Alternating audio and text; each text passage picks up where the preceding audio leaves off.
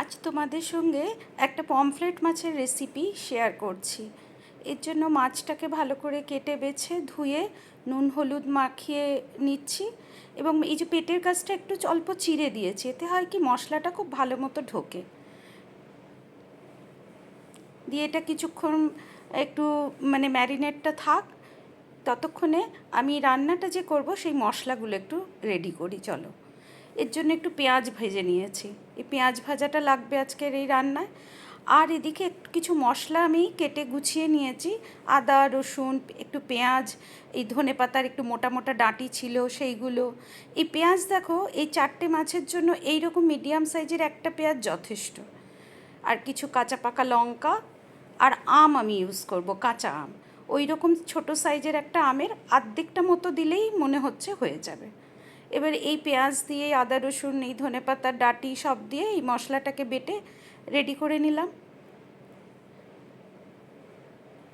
আর এদিকে আরেকটা মশলা আমার লাগবে, সেটা আমি সাদা তিল ব্যবহার করে করব। এর জন্য তিলটাকে আমি শুকনো খোলায় ভেজে নিয়েছি, ওটা থাক, তিলটাও একটু ঠান্ডা হোক, মশলাটাও রেডি।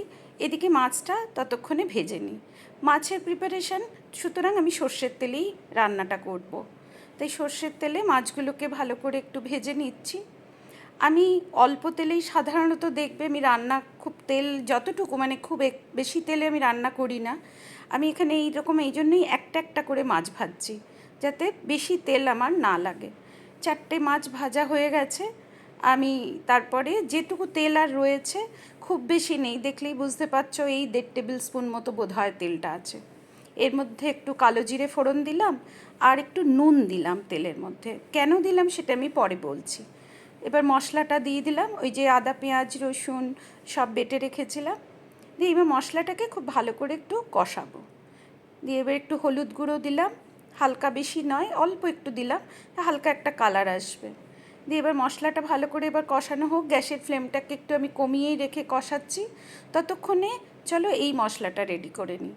এই যে রোস্টেড সাদা তিলটা ছিল, সেটা এই 2 টেবিল স্পুন মতো নিলাম। আর এই যে বেরেস্তা, যেটা পেঁয়াজ ভাজাটা, এইটাকে বেরেস্তাও বলে, সেইটার থেকে এই 1 টেবিল স্পুন নিলাম। পুরোটা নিলাম না, কারণ ওটাকে আমি আবার ইউজ করব অন্যভাবে।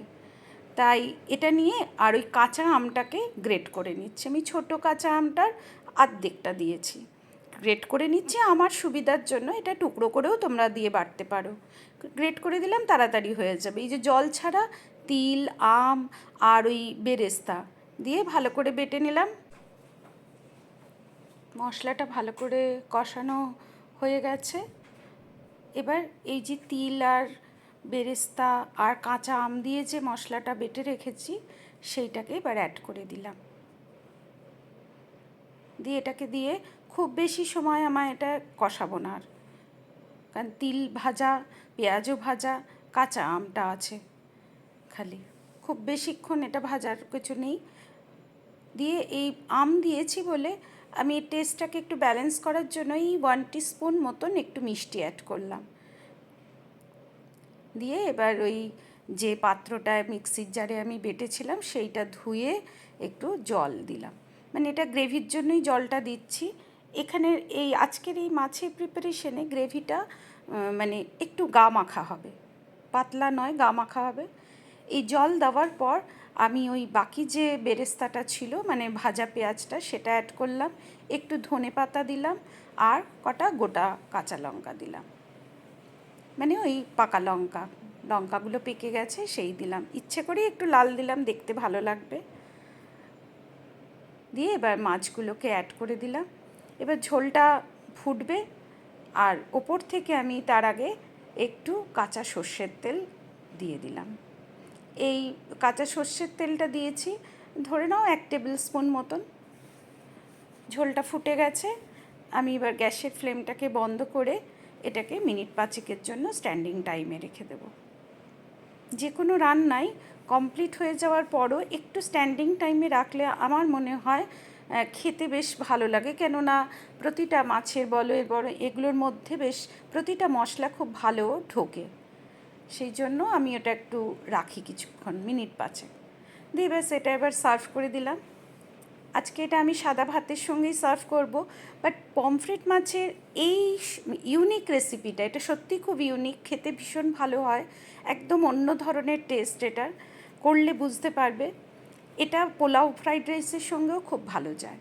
সামনেই জামাই ষষ্ঠী আসছে, এটা বাঙালিদের একটা বড় ফেস্টিভ্যালও। খুব সুন্দর এই রেসিপিটাও তোমরা ওই দিন ট্রাই করতে পারো। এছাড়াও যে কোনো দিনই এরকম প্রিপারেশন করাই যায়, ছুটির দিন বলো, কারণ পমফ্রেট অনেকে ভালো খায়, কেন এতে কাটা থাকে না, তাই বানিও।